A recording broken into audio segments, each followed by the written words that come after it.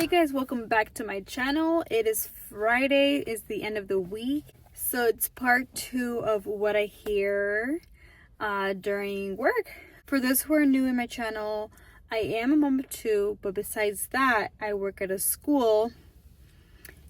Ages ranges from 4 to like 11, 12. It's a K through 8 school. But anyways, I interact with the funniest kids, and I would like to share every week, or try to share with you guys every week what I hear.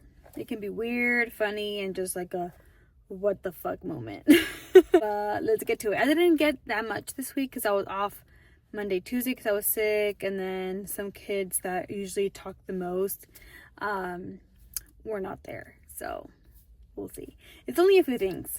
This is not in a typical order, but I'm just gonna share with you guys how I remembered it, and it can start off with today, yesterday, randomly, but I'm gonna try to pinpoint the ones that I remembered. I forgot to write them down, so we'll see. Number 1, our teacher was reading a book about crayons, and they were saying how every color has a love like language, meaning green has a love for recycling, and then brown is, I don't know what it was, but one of the kids was like, yeah, and love can also be naked. And I'm like, what do you mean by that? Like, you know, like in my head I'm like, love can be naked. Like, what have you seen and what have you heard?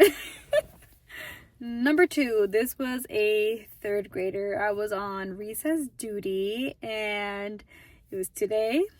I have my hair slicked back with gel.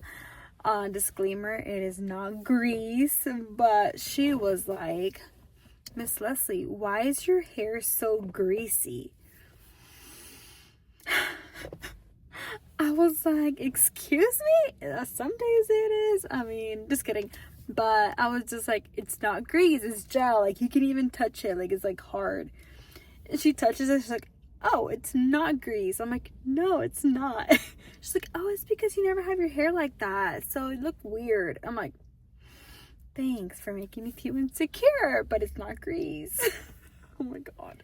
Number 3, I feel like these kids don't have a filter, especially when it comes to like Valentine's Day and like love and like crushes. And like, they're just out of hand. Like, I don't know what they hear and whatever. But one of these kids in 1st grade came up to me and said, if you don't have a crush, can you be my crush and smooch? So he was basically saying, can I be his crush and smooch with him? I'm like, dude, that is inappropriate, and I can't be your crush and we can't smooch.